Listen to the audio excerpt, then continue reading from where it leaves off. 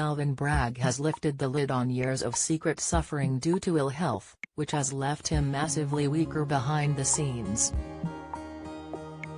The 83-year-old creator of the South Bank show originally kept his cancer diagnosis quiet.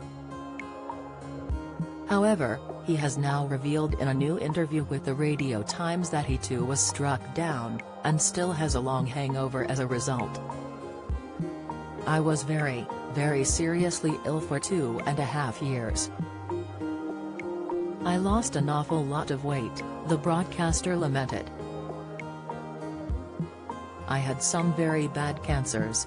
I had one really terrible infection that nearly did for me," he continued, adding that in between his bouts of illness, he suffered something like pneumonia, and God knows what else. Read now, Escape to the Country host talks future on show as he admits difficulties. Latest, it just kept coming.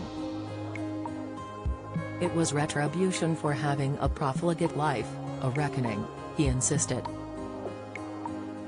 "I still have a long hangover from it, as it were, but that's not going to stop me from doing what I want to do," he concluded adamantly.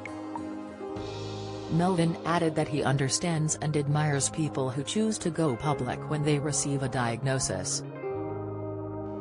"I think a lot of women will say, well, if Esther Ranson can get through it, then so can I. And that matters, but in my case, I just didn't want to talk about it," he explained.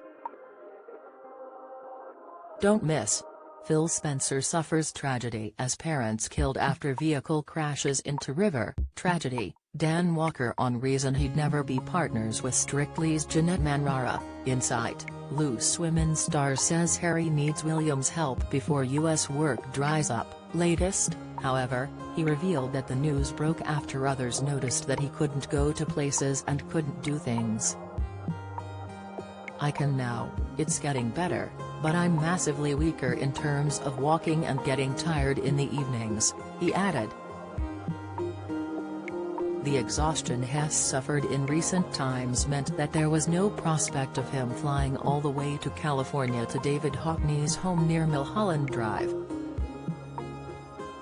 However, had filmed there previously, when he witnessed the utterly dedicated artist's trajectory, which Melvyn says led to him becoming America's most famous painter.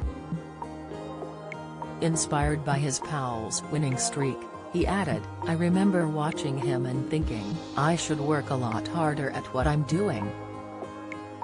He's unique. One of the greatest painters of our time, full stop," Melvyn praised.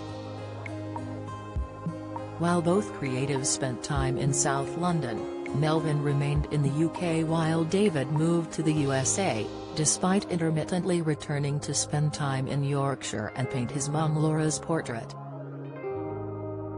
Read the full interview in this week's Radio Times, out now.